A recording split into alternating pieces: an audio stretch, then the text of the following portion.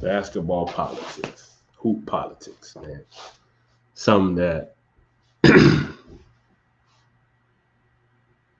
I guess I'm coining the phrase, but this, it's politics to everything. In every industry that you're gonna be in, like that you're in life, there's always politics. In every group, there's politics. I want to speak specifically towards the basketball politics. As I've said before, I'm a basketball player. Something that I've been playing since I'm 5, 6 years old. Um, some I love to do outside this podcast. One of the main things I talk about is basketball, but you know, I also want to speak on the politics of it because there is a political aspect to the game. There is a business aspect to the game. The politics and the business coincide. Um, and it does need to be explained, in my opinion. And politics of the game isn't usually talked about a lot of times. People just chalk it as the politics or the this or that, But I wanted to just get a little more in depth in terms of the politics of the game, basketball politics, and you know, for myself, um, I've seen every level: NBA, collegiate, high school, AAU, CYO, um, and there's politics at every level. Um, a lot of times you have, in most cases, people want to coin whether a player is good enough um, to be on the team or he's not good enough. That's usually the phrase when um, as a player growing up, you know, aspiring to one day play in the NBA. You know what I mean? I was hoop, hoop, hoop. All day, every day, rain, sleet, snow. Uh, ask my parents, I'd be hooping in any kind of weather, and still to this day, honestly, but I always working on my game, and what I learned was, you know, your talent. There's immense amount of talent everywhere. Um, there's talent everywhere. You know, uh,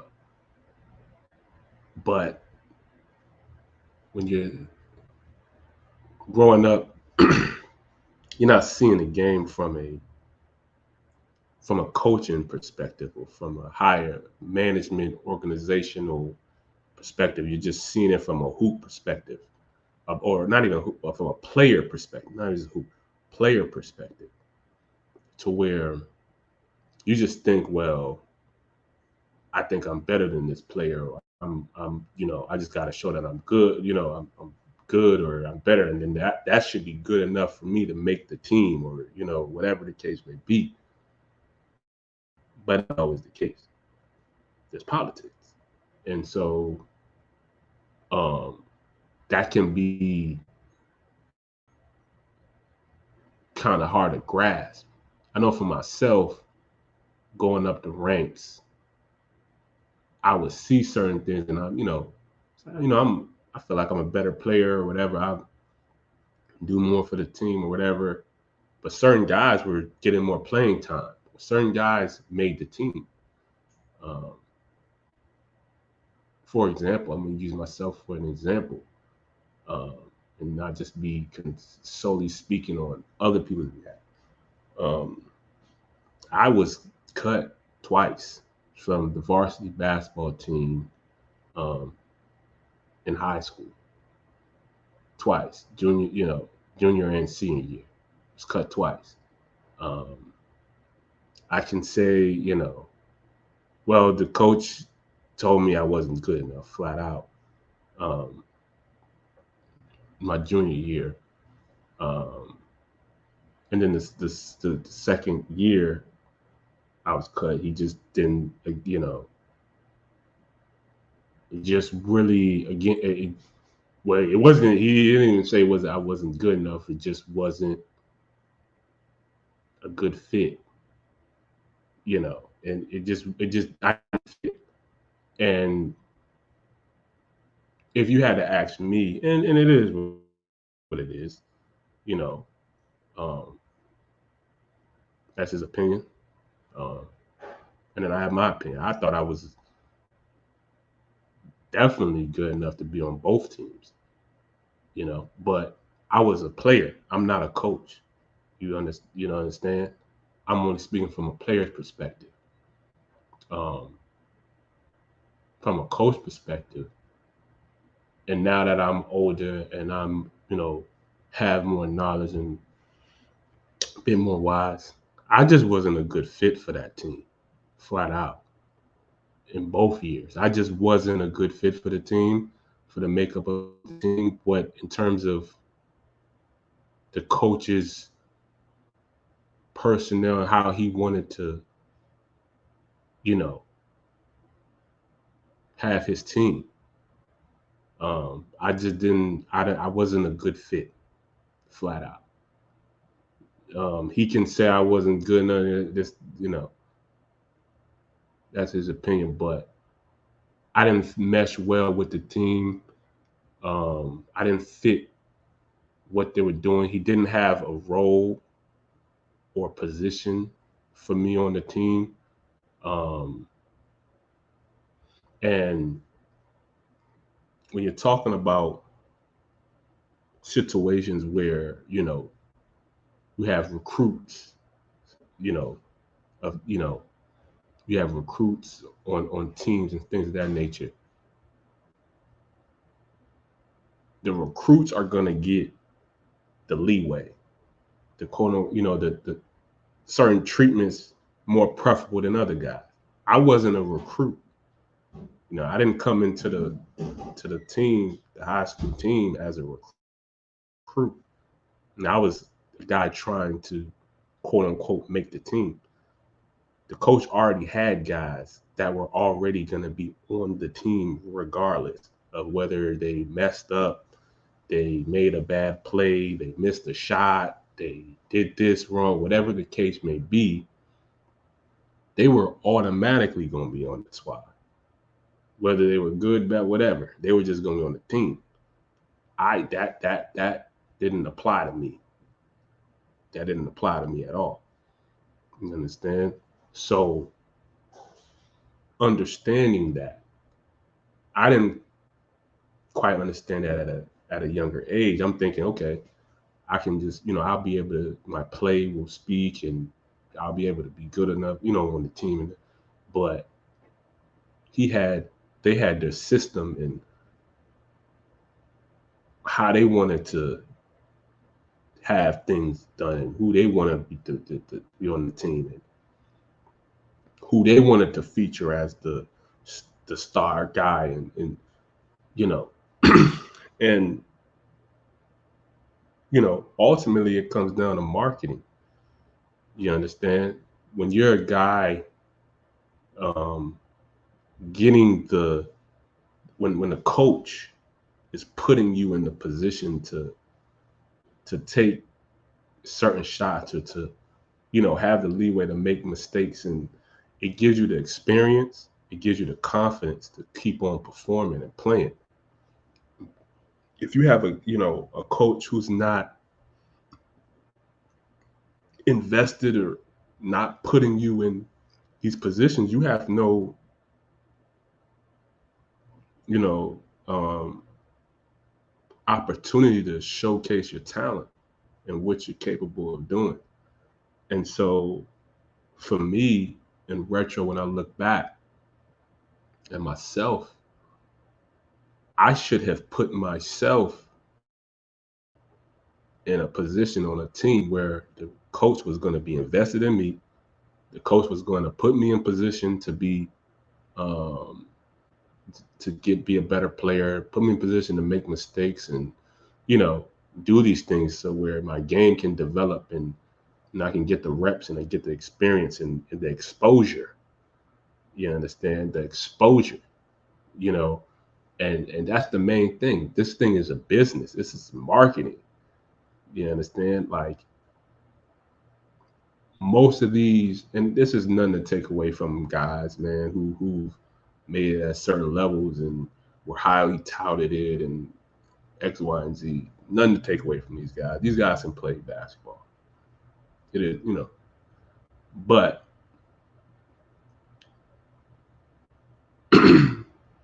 a lot of these guys, and again, none take away, they were marketed very well growing up. They were able, you know, through, you know, their coach, you know, the coaches that took them under the wing, or, you know, figures around them who really knew the basketball market and how things goes, you know, putting guys in certain markets and teams, and, you know, they were able to make a name for themselves on the market and seen in the major markets. Um, and for me, that wasn't the case. You know, my parents did the best they could. They weren't, you know, they didn't grow up knowledgeable about the game of basketball, but they did the best they could. It got me, you know, I got trainers, I went to camps, you know, and things of that nature, and I appreciate them for that. But, you know, they didn't quite know the mental map or the vision to get how the bit, like I said, it's the business. How, you know, how to shop guys and put, you know, who to speak to and have the relationships and things of that nature. You know, there's a lot of guys who get on teams solely off of just the relationship, quote unquote. Maybe, you know, the coach is cool with the son's father and they went to high school together. They were frat brothers and, you know, something like that. And maybe you could play and you had game, but off of that relationship with this guy, you know, this other player, they'll put, you know, the guy that maybe they had the relationship or they liked or they favor, whatever the case may be, on the team before you, and you're the better player.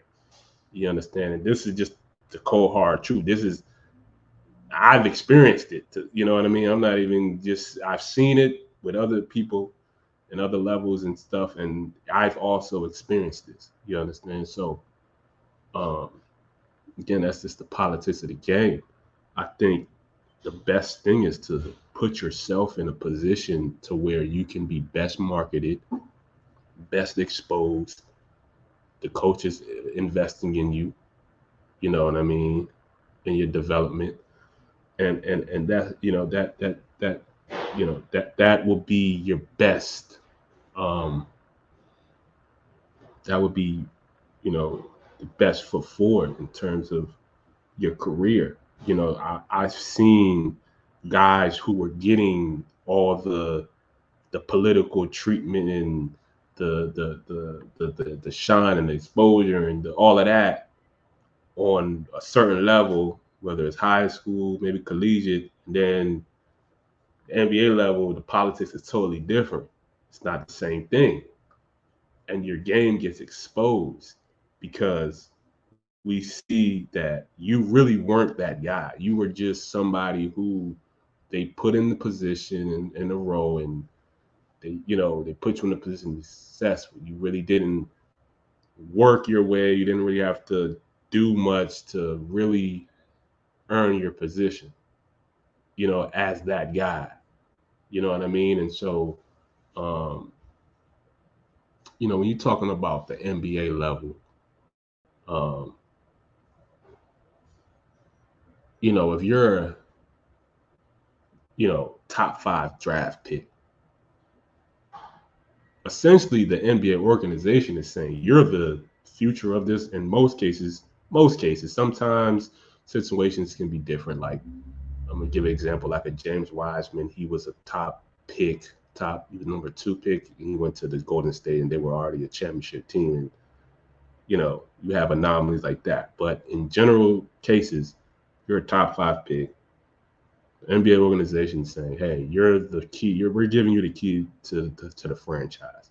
Okay, um, and we're gonna put you in a specific position or role where you get certain amount of shots and this, that, and the third. And over time, we're going to see whether or not you're really that guy who is the franchise changer, or you're really just a role player. You know what I mean? And time reveals that. Um,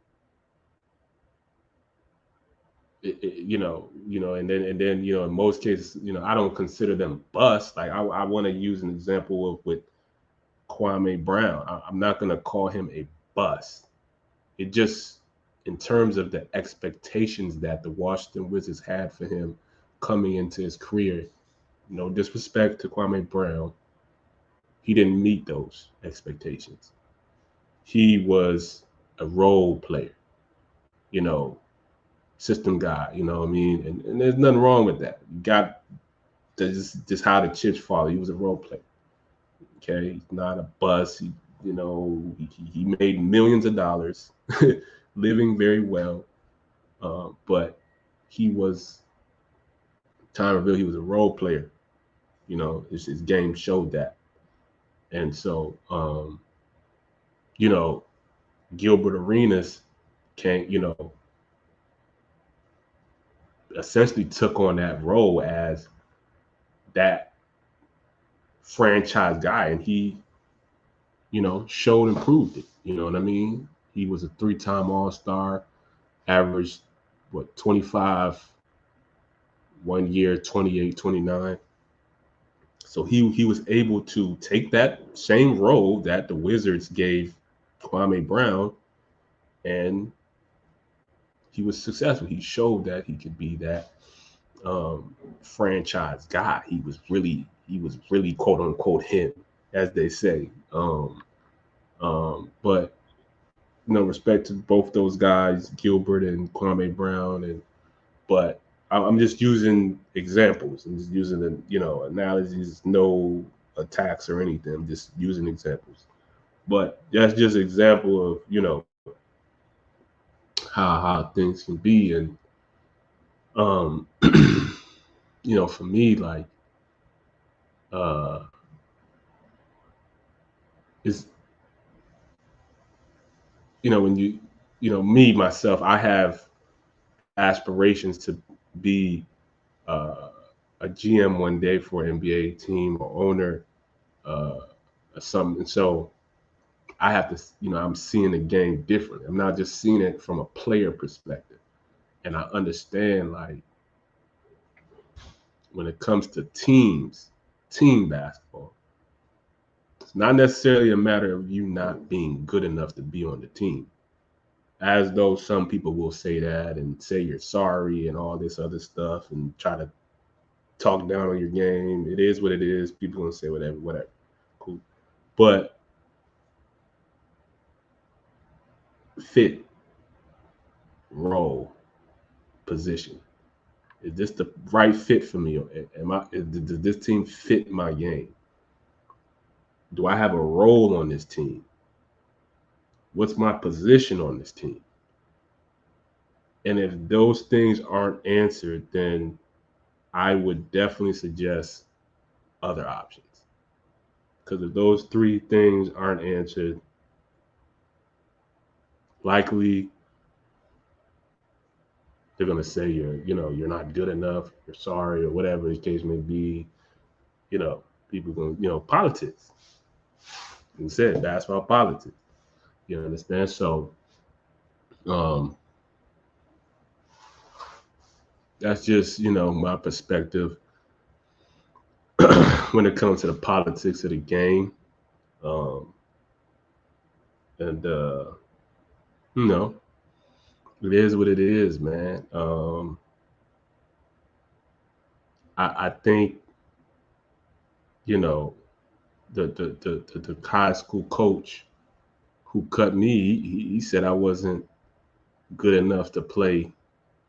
Obviously he said I wasn't good enough to play on his on his team. He said I wasn't good enough to play Division I basketball. But Tom Izzo didn't think so. Fortunately, Coach Izzo had a role for me on the next level. So, again, politics. That's his opinion, and it's no, it is what it is. You know what I mean? That's his opinion, but that just to show and prove that just because someone can have an opinion doesn't make it a fact. Because I obviously was able to make the Division I basketball team at Michigan State. So,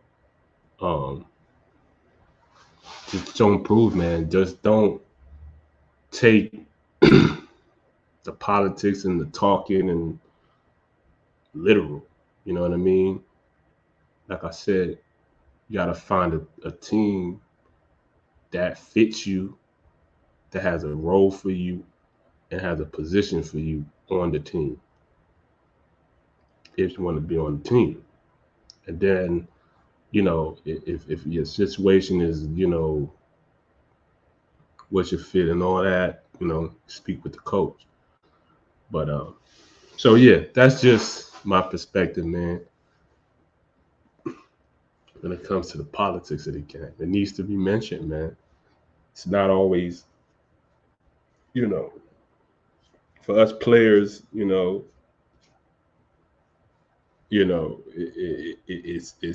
it's all about.